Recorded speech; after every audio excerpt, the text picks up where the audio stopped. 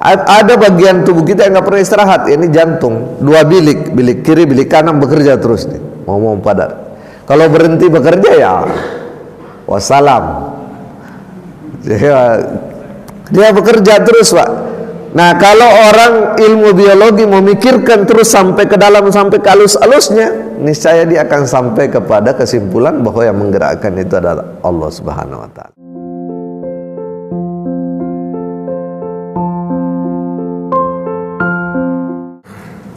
A'udzubillahi minasyaitonirrajim. Bismillahirrahmanirrahim. Assalamualaikum warahmatullahi wabarakatuh. Alhamdulillahi rabbil alamin, bari'il khalaqi ajma'in. Wassalatu wassalamu ala rasulina Muhammadin wa ala alihi wa sahbihi ajma'in. Amma ba'd. Bapak-bapak, ibu-ibu, jamaah salat subuh yang berbahagia, alhamdulillah wa syukrulillah, kita semua bersyukur atas segala nikmat dan karunia dari Allah Subhanahu wa Ta'ala, terutama karena pada pagi ini kita semua diberikan kesehatan lahir dan batin untuk bersama-sama datang ke masjid yang kita cintai ini, Masjid Al-Furqan, baik untuk melaksanakan sholat subuh maupun melanjutkan dengan kajian kita terhadap buku Madarijus Salikin. Nah, tapi pada pagi hari ini saya berpindah ke buku Manazilus Sairin, karena jadi di dalam kitab Madarijus Salikin itu tafakkur dan tazakkur namanya, babnya itu tafakkur dan tazakkur. Tapi di dalam buku Madarijus Salikin itu yang dibahas tafakkurnya sedikit sekali. Jadi yang dibahas adalah tazakkur. Sementara buku itu, Madarijus Salikin itu, di semua bab atau pasal itu merujuk ke buku ini, Manazilus Sairin. Nah, saya melihat buku Manazilus Sairin, itu dipisah tafakkur dan tazakkur. Jadi untuk sementara tafakkur saya ajak kita melihat buku yang dipakai oleh Ibnu Qayyim Al-Jauziyah yang berjudul Manazilus Sairin kalau membahas tafakkur. Nanti pas tazakkur kita kembali lagi ke Madarijus Salikin. Mirip-mirip ya judulnya. Madarijus Salikin yang kita kaji di masjid kita ini tuh namanya tempat-tempat persinggahan orang yang berjalan menuju Allah Subhanahu wa Ta'ala, itu Madarijus Salikin. Kalau ini Manazilus Sairin, tempat-tempat persinggahan. Kalau Madarij itu tempat-tempat pendakian. Ya. Tapi As-Sairin sama dengan As-Salikin, orang yang lagi berjalan mendekatkan diri kepada Allah Subhanahu wa Ta'ala. Jadi pada pagi ini kita akan mengkaji tentang bab tafakkur. Penting Bapak Ibu, karena sebenarnya yang membedakan kita dengan makhluk lain di muka bumi ini ya tafakkur ini. Nggak ada binatang yang bertafakkur. Ya. Jadi kalau kita lihat binatang, setenang-tenangnya binatang itu lagi tidak tafakkur itu. Binatang itu kerjanya ya makan, tidur, ya lari-lari. Ya. Ya, binatang begitu Pak, makan, tidur, kawin, lari-lari, ya. Berantem, berantem. Kalau manusia, yang membedakan dia dari binatang adalah tafakkur. Itulah sebabnya dalam Al-Quran banyak sekali ayat afala tatafakkarun. Jadi kalau lihat orang yang nggak benar, Al-Quran bilang afala tatafakkarun, apakah kamu tidak bertafakkur. Maksudnya kalau ada orang nggak benar itu karena nggak tafakkur itu. Ya, hidupnya nggak pernah tafakkur. Bahasa Jawanya tafakkur apa ya? Tafakkur juga kali ya. Ada bahasa Jawanya nggak tafakkur. Di dalam bahasa Indonesia biasanya diartikan merenung. Ya. Jadi merenung itu berpikir yang lebih dalam. Oh ya, kira-kira seperti. Tapi nanti kita lihat dalam buku ini bukan sekedar begitu arti tafakur. Cuma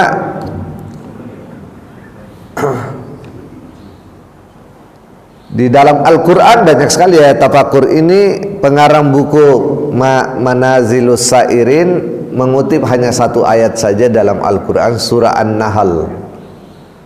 Surah An-Nahl ayat 44. A'udzubillahi minasyaitonirrajim.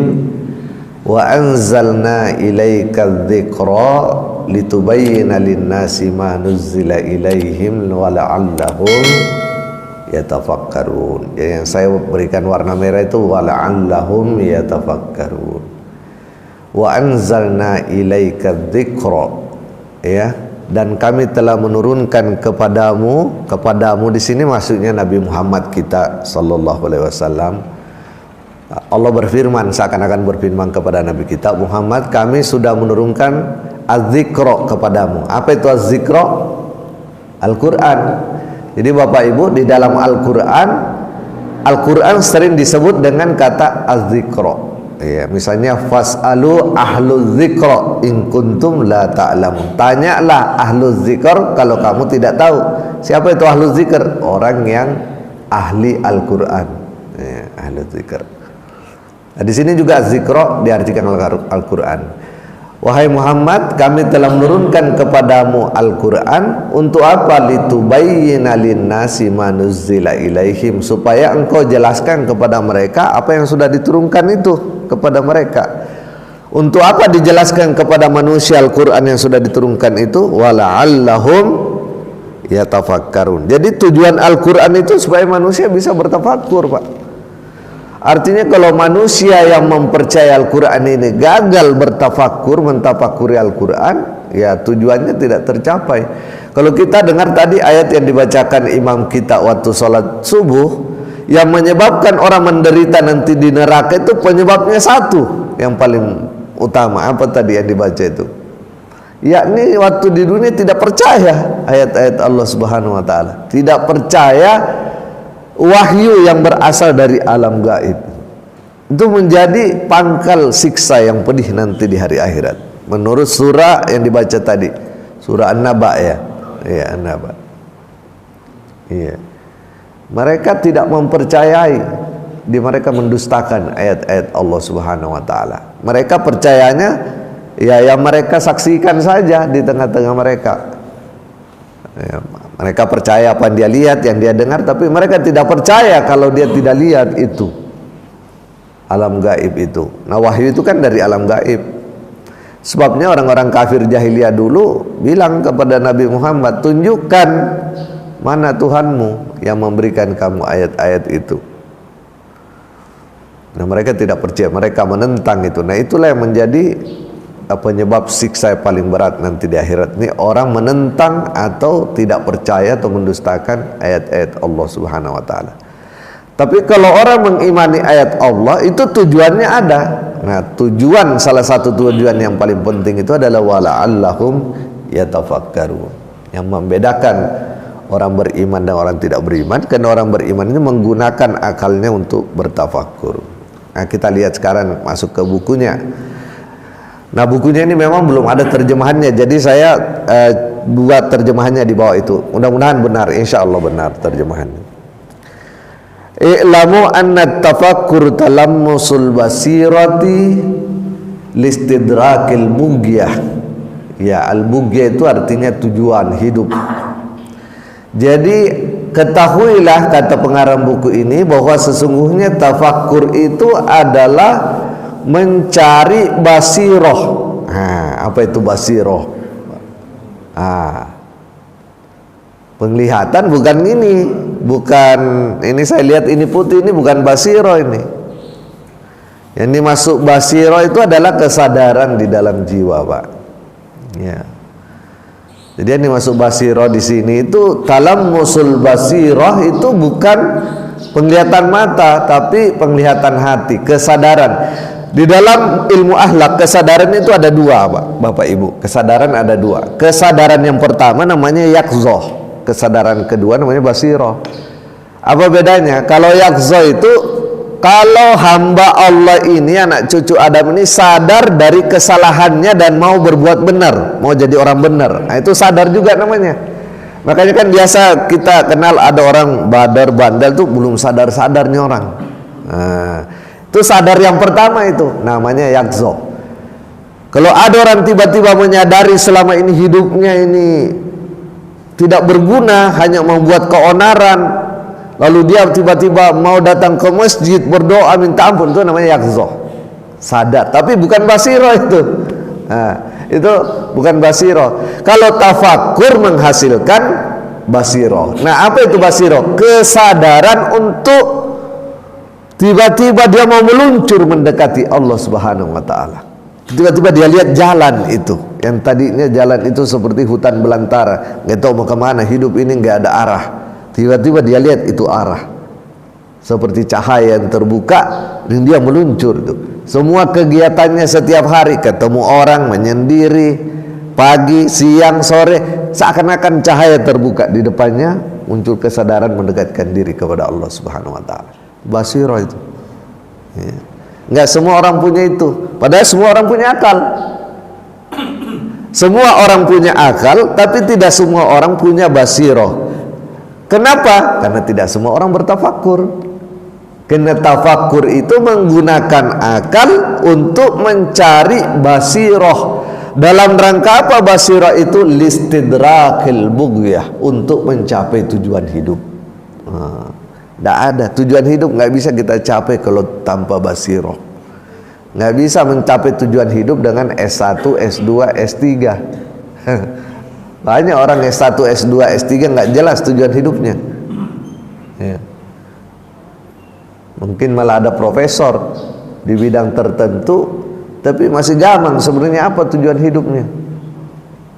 Yang bisa mendapatkan tujuan hidup adalah orang-orang yang sudah memiliki basirah. Dan orang yang memiliki basirah adalah orang yang melakukan tafakkur. Nah, itu Bapak Ibu. Tafakkur. Tafakkur menggunakan akal yang Allah Subhanahu wa taala berikan kepada semua manusia. Binatang tidak punya. Buku ini membagi tafakkur itu dalam 3 jenis. Wa huwa salasatu anwa'. Dan tafakur itu ada 3 jenis. Nah, inilah mungkin yang kita kaji 3 jenis ini. Ya, kurang lebih 20 menit kemudian kita bisa berdiskusi. Jadi tafakur itu ada 3 jenis. Tafakur yang pertama namanya fikratu fi ainit tauhid. Tafakur yang pertama namanya fikratu fi ainit tauhid.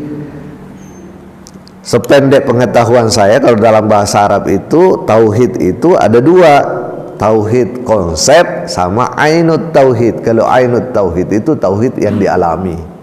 Iya. Kalau saya ngajari Bapak Ibu Allah itu satu, tidak ada sesuatu pun yang sama dengan Dia, tidak beranak dan tidak diperanakkan, itu namanya tauhid konsep. Iya. Bapak-bapak memahaminya dengan menggunakan akal. Tapi kalau Bapak sendiri merasakan sendiri bahwa alam semesta segala sesuatu ini pada hakikatnya hanya satu saja, ya. Satu saja, nggak ada duanya. Dan pada hakikatnya alam semesta ini adalah sumber dari segala sumbernya adalah Dia yang satu, Allah. Bapak Ibu merasakan sendiri, itu namanya ainut tauhid. Tauhid yang sejati, tauhid yang dirasakan, bukan tauhid yang dipahami. Kalau tauhid yang dipahami, tauhid yang kita pelajari. Tapi tauhid sejati adalah tauhid yang kita rasakan. Nah, tafakur yang pertama mengenai itu. Karena memang tujuan hidup ini, Pak, cuma tauhid. Buku ini itu ada, ini kan namanya bukunya Manazilus Sairin, tempat-tempat singgahnya orang yang berjalan menuju Allah. Itu ada 100 tempat persinggahan. Tempat persinggahan terakhir itu tauhid. Tempat persinggahan pertama itu yakza, itu kesadaran, baru taubat, baru inabah. Yang terakhir itu namanya tauhid. Jadi kalau orang belum sampai kepada tauhid, ya belum, tujuan hidupnya belum sempurna tercapai. Tapi bukan memahami tauhid, tapi merasakan dan mengalami tauhid. Tafakkur atau fikroh yang pertama itu namanya fikratu fi ainit tauhid. Yang kedua namanya wa fikratu fi lataifus sun'ah. As-sun'ah itu ya sun'ah Allah. Apa itu? Ciptaan Allah Subhanahu wa taala. Memikirkan atau mentafakuri lataif. Lataif itu artinya kehalusan, kelembutan ciptaan Allah Subhanahu wa taala. Jadi kalau kita lihat ini handphone ini kan benda kasar, Pak. Benda kasar. Kita bisa ngomong di sini, bisa mendengar di sini. Kalau kita bongkar dalam-dalamnya, ternyata ini sebuah sistem. Ada sistem pengiriman, ada sistem penerimaan. Pengirimannya mulai dari pakai mic, ya, sampai pakai amplifier, sampai rubah frekuensinya, sampai ke antena, sampai dipancarkan. Penerimanya dari antena dirubah jadi gelombang listrik, diproses, diperkuat sampai jadi speaker. Jadi di sebuah sistem ini. Kalau dipikirkan sistem lebih dalam lagi sampai halus-halusnya, itu namanya lataif. Ciptaan Allah Subhanahu wa taala. Jadi tafakkur yang pertama tentang ainut tauhid, tauhid sejati. Tafakkur yang kedua tentang kelembutan ciptaan Allah Subhanahu wa taala. Jadi kalau kita mentafakuri jantung kita ini satu-satunya komponen dalam tubuh yang tidak pernah berhenti bekerja 7 kali 24 jam. Jadi tidak pernah berhenti Pak bekerja. Kalau yang lain kan bisa istirahat. Ya. Apalagi kalau orang Indonesia yang paling sering istirahat otaknya. Jarang berpikir. Jadi yang paling sering diistirahatkan otaknya itu orang Indonesia katanya. Jarang berpikir. Ada bagian tubuh kita yang nggak pernah istirahat. Ini jantung, 2 bilik kiri, bilik kanan bekerja terus nih. Ngomong padat. Kalau berhenti bekerja ya wassalam. Dia bekerja terus Pak. Nah kalau orang ilmu biologi memikirkan terus sampai ke dalam, sampai ke halus-halusnya, niscaya dia akan sampai kepada kesimpulan bahwa yang menggerakkan itu adalah Allah Subhanahu wa taala. Itu namanya fikratu fi lataifus sun'ah, mentafakuri kelembutan ciptaan Allah Subhanahu wa taala. Apa saja? Karena Al-Quran mengatakan sanurihim ayatina fil afaqi wa fi anfusihim hatta yatabayyana anna lahumul haq. Kami akan perlihatkan kepada mereka ayat-ayat kami di ufuk, di galaksi, di mana seluruh ini alam semesta, wa fi anfusihim, dan juga dalam diri mereka sendiri, hatta yatabayyana, sampai jelas bagi mereka, anna lahumul haq, bahwa yang di langit, yang di cakrawala, dan di dalam dirinya sendiri, semuanya itu pada hakikatnya adalah al-haq, Allah Subhanahu wa taala. Kalau belum sampai di situ al-haq, ya belum tafakur, belum sempurna tafakurnya. Sebenarnya apa saja yang kita pikirkan itu pasti sampainya Allah Subhanahu wa taala. Mungkin ada yang bertanya, kenapa ada para peneliti di negara-negara maju meneliti setiap hari kerjanya, berpikir tapi tidak sampai kepada al-haq? Karena dia kalau udah mau nyerempet ke situ, dia berhenti berpikir. Dia abaikan. Kalau dia terus berpikir, niscaya sampai kepada Allah Subhanahu wa taala. Dia berpikir, dia mengabaikan, dia menolak, dia deny namanya. Kalau dia pikirkan terus, dia akan sampai. Kalau dia pikirkan terus dan belum sampai, pasti belum puas pertanyaannya. Dia akan bertanya terus. Kalau dia sudah mengabaikan, berhenti namanya dia berpikir. Ya. Misalnya kalau asal usul bumi ini akhirnya sumber utamanya ledakan besar, namanya Big Bang. Ya, tapi ledakan besar itu dari mana?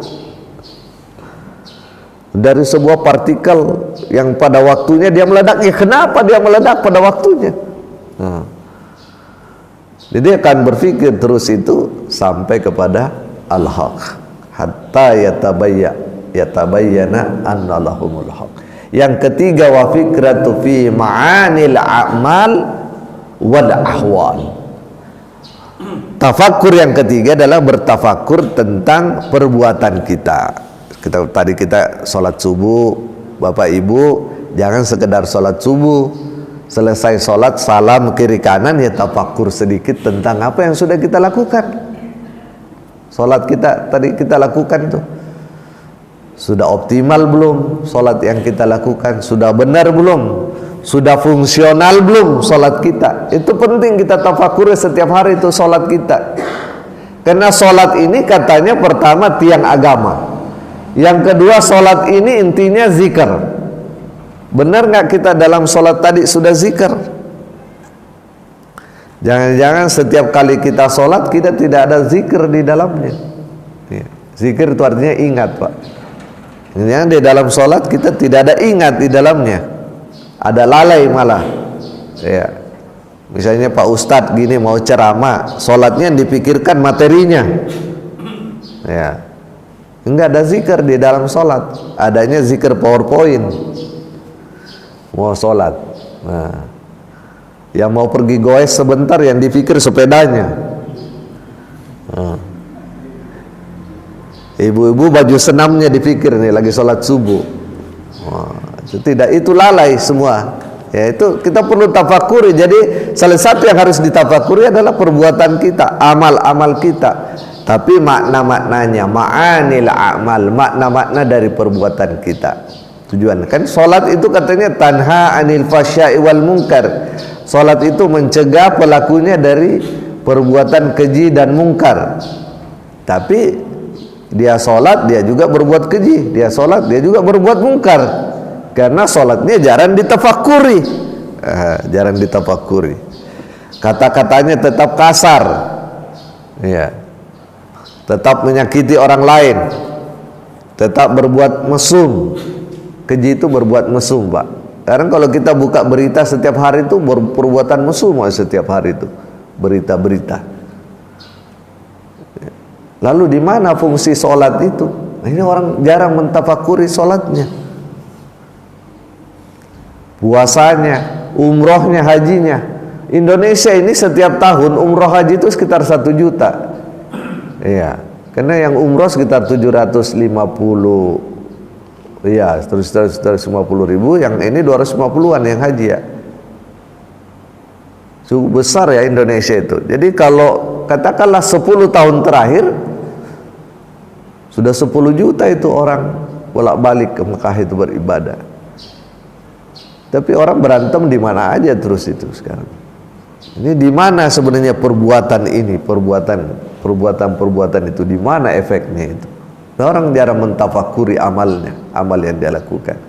Zakat yang kita lakukan, sedekah yang kita lakukan perlu ditafakuri. Kata Ali bin Abi Thalib, kalau kamu bersedekah ingatlah bahwa adil itu, adil ini dicamkan baik-baik Bapak. Adil itu lebih tinggi kedudukannya daripada dermawan. Nah, ini bagian rajin bersedekah, alhamdulillah. Tapi adil itu lebih tinggi kedudukannya daripada dermawan. Apa itu dermawan? Tanya Ali, kenapa begitu? Kata Ali, karena dermawan itu mengeluarkan sesuatu dari tempatnya, sedangkan adil itu menempatkan sesuatu pada tempatnya. Beda kan Pak? Kalau dermawan itu keluar terus, yang penting kesohor. Kalau adil, dia mengeluarkan kepada sesuatu yang memang membutuhkan, yang harus mendapatkan. Itu adil. Tidak harus sama. Misalnya kita punya anak 6, ya kan tidak harus sama itu uang belanjanya, itu harus adil. Ya, misalnya satu kuliahnya di Jakarta, satu kuliahnya misalnya ya di Malaysia, kan harus beda uangnya itu. Jadi dermawan itu bagus, tapi kedudukannya masih rendah. Yang paling tinggi kedudukannya itu adil dalam hal infak dan sedekah. Nah, begitu juga nanti pada hari raya Idul Idul Kurban, ya kita memang harus dermawan. Semua orang yang berkurban ini insya Allah dermawan, tapi dermawannya harus adil. Ya, dengan adil. Itu namanya ma'anil amal. Kita tafakur dengan amal-amal kita. Kemudian yang terakhir, tafakur dengan ahwal. Apa itu ahwal, Bapak Ibu? Ya udah jadi bahasa Indonesia, hal. Hal apa namanya, keadaan jiwa kita. Ya. Orang Arab kalau nanya apa kabar, dia bilang kaifa haluk. Ya. Bagaimana halmu? Kalau orang Indonesia pakai hal kalau kirim surat. Ya. Surat apa namanya, nomor, tanggal, hal, perihal gitu sini. Nah, tapi yang dimasuk hal dalam buku ini, ahwal itu adalah keadaan-keadaan jiwa. Bapak-bapak, ibu lagi sedih, jangan biarkan sedih itu berlalu tanpa ditafakuri. Apa yang terjadi dalam diri saya, kenapa saya sedih? Ya.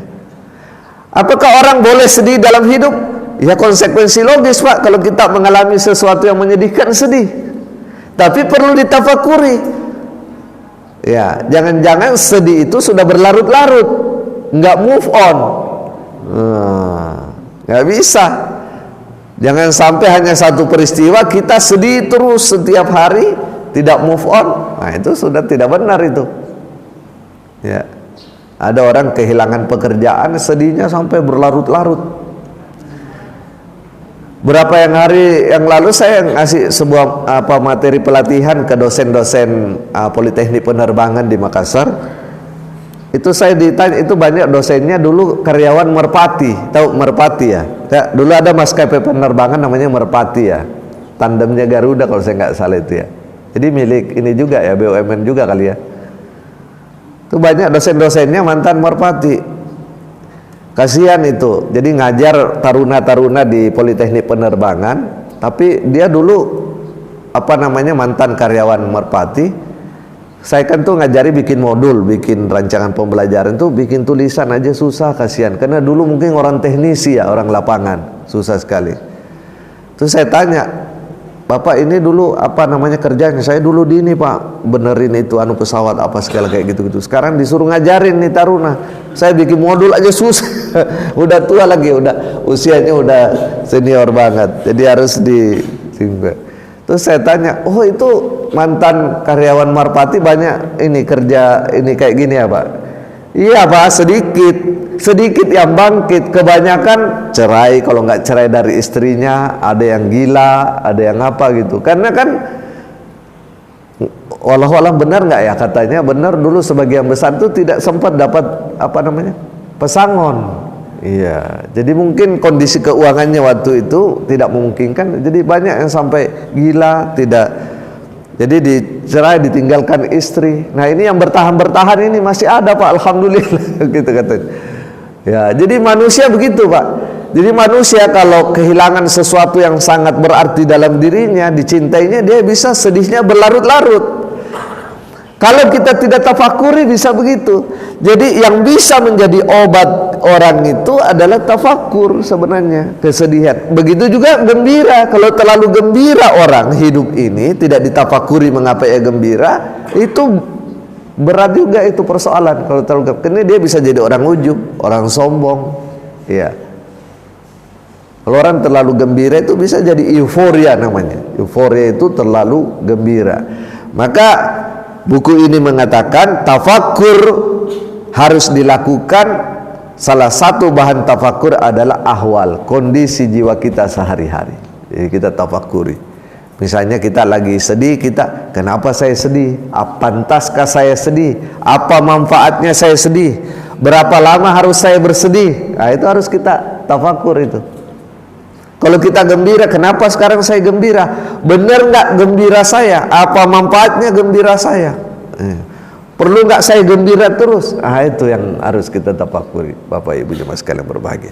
Nah, kalau ketiga hal ini dilakukan, maka buku ini mengatakan fa'ammal fikratu fi ainit tauhid. Nah, khusus yang tafakur pertama diingatkan fahiya iftihami bahrul juhud. Kalau kamu mentafakuri zat Allah, tauhid yang sejati, kamu akan kufur.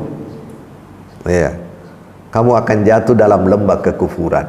Jadi Buku ini mengingatkan untuk tafakkur yang pertama tentang zat Allah, hakikat Allah tidak bisa kita tafakuri. Itu jenis tafakkur, tapi kita diingatkan tidak bisa kamu tafakuri. Ya nggak bisa. Bukan tidak bisa, silahkan aja, tapi nggak bakalan bisa gitu. Nggak bakalan bisa. Kita akan sampai kepada kekufuran.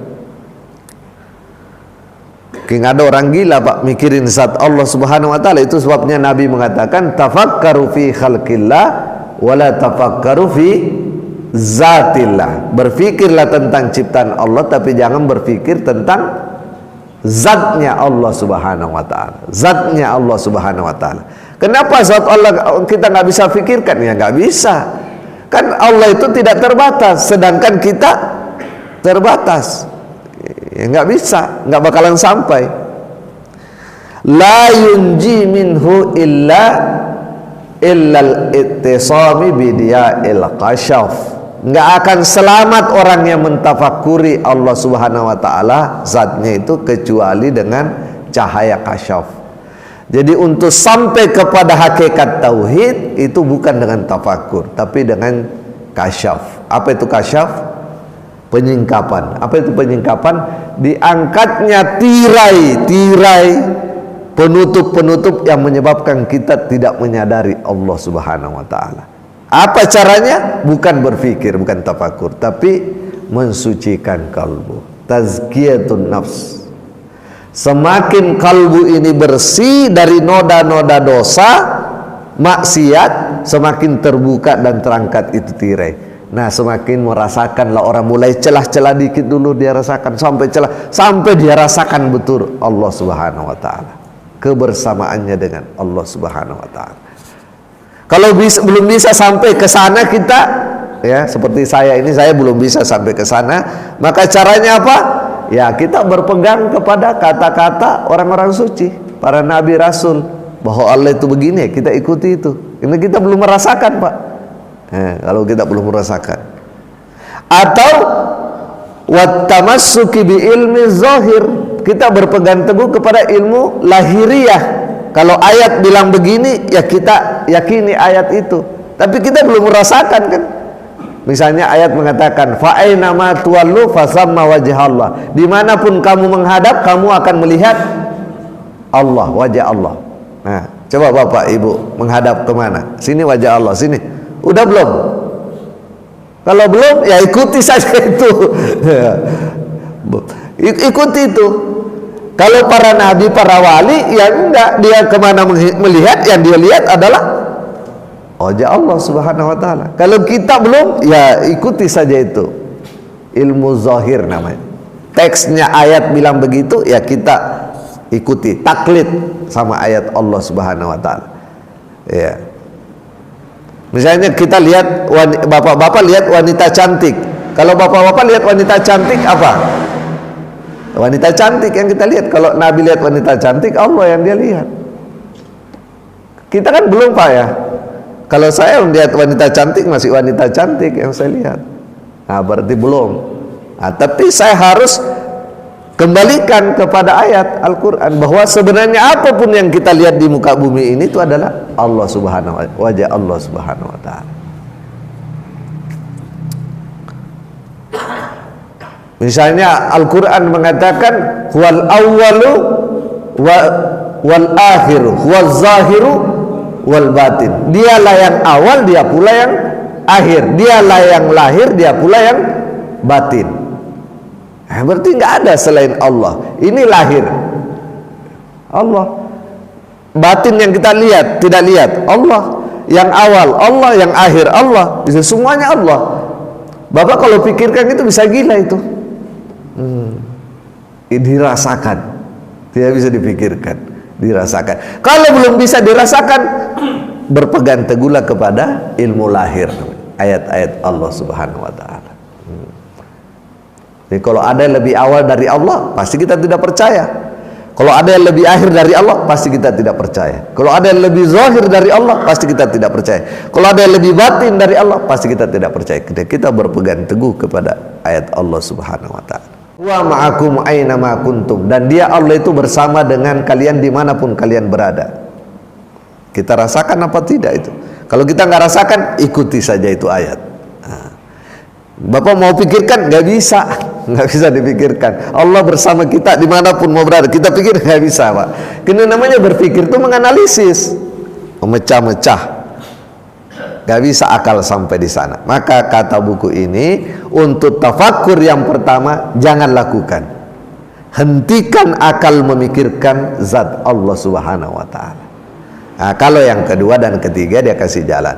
Wa amma tafakkaru fi lataifus sun'a, adapun tafakur yang kedua tentang kelembutan ciptaan Allah Subhanahu wa ta'ala, fahiya ma'un yaski zar'ul hikmah. Nah, ini penting Bapak Ibu. Semua manusia di dalam dirinya ada namanya zar'ul hikmah. Zar'ul hikmah. Zar'ul hikmah itu pohon hikmah. Apa itu pohon hikmah? Apa itu hikmah, Bapak Ibu? Hikmah itu adalah ilmu yang kalau orang punya ilmu itu, dia mengetahui hakikat segala sesuatu secara benar dan bertindak secara benar berdasarkan pengetahuan itu. Wah, ini udah ilmu tingkat tinggi. Banyak pengetahuan kita itu tidak bersifat hakiki. Misalnya saya masukkan pensil di gelas ini. Kalau saya masukkan pensil di gelas ini, Bapak Ibu akan melihatnya lurus atau bengkok? Nah, pasti bengkok kan? Mata kita ngelihatnya bengkok, padahal pensilnya lurus. Jadi pengetahuan kita tentang pensil itu nggak hakiki waktu ada pensil itu dalam air. Kebanyakan orang di dunia ini tuh pengetahuannya tidak hakiki, Pak. Salah pandangan terhadap hakikat segala sesuatu. Ini dia salah pandangan terhadap hakikat sesuatu, pasti salah bertindak. Orang yang tahu saja belum tentu benar bertindak, apalagi yang udah pengetahuannya salah. Orang yang salah paham tentang kehidupan, salah paham tentang kematian, salah paham tentang harta, salah paham tentang anak, itu pasti tidak punya hikmah dalam hidup ini. Nah, di dalam diri kita, kita punya namanya zar'ul hikmah, pohon hikmah, bibit hikmah. Bibit hikmah itu hanya akan tumbuh kalau dia disiram. Menyirami bibit hikmah itu harus pakai tafakkur.